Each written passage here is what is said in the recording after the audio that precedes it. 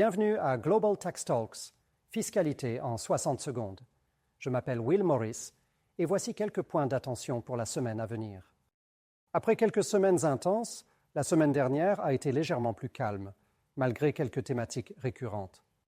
Il faut ainsi s'attendre à davantage de débats autour de l'orientation du processus de l'ONU après la récente réunion organisationnelle à New York.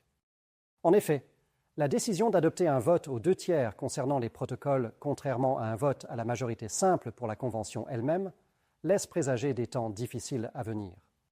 C'est l'une des raisons pour lesquelles les États-Unis se sont retirés du processus, et de nombreux autres pays développés ont par ailleurs également exprimé des réserves à ce sujet, bien qu'ils soient restés en retrait. Et si ces pays ne signent pas la Convention finale, qui aura lieu dans près de 3 ans, ce sera, comme le dit le dicton, une seule main qui applaudit. Je pense qu'il convient de noter cependant que les États-Unis se sont retirés non seulement à cause de la question du vote, mais aussi en raison de préoccupations liées à leur souveraineté fiscale. On ne peut s'empêcher de remarquer que de nombreux pays en développement se plaignent aussi du processus à 2 piliers de l'OCDE.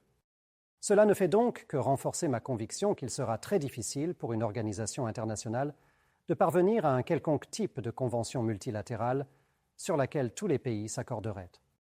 De la même manière que l'accord à 2 piliers pourrait être considéré comme une liste de souhaits des pays riches, celui de l'ONU pourrait être considéré comme la liste des pays en développement et émergents.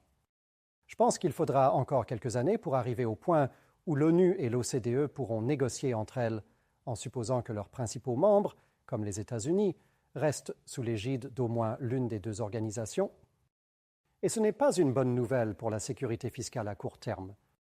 Mais à moyen et long terme, cela pourrait nous mettre dans un état relativement stable, voire harmonieux, un peu comme pendant la guerre froide, où l'OCDE et l'ONU pourraient élaborer des règles de fonctionnement communes pour permettre à 2 groupes d'économies très différents de coexister. Nous verrons bien. Très brièvement, attendez-vous aussi à entendre parler du manque d'ambition du plan de travail de cette année de l'Union européenne en matière de fiscalité. Il n'y a rien de vraiment prévu en matière fiscale, à part une révision de la directive sur la lutte contre l'évasion fiscale.